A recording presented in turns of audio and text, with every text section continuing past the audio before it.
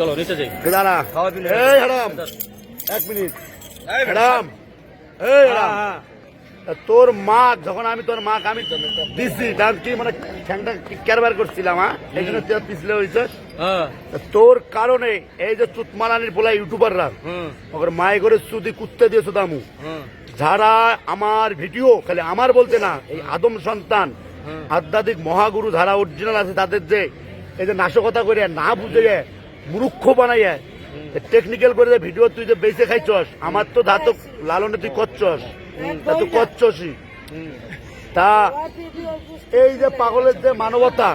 মানবতা বেঁচে খাইতেছস এটা কি হবে সেটা কয় এর পিছনে কি হবে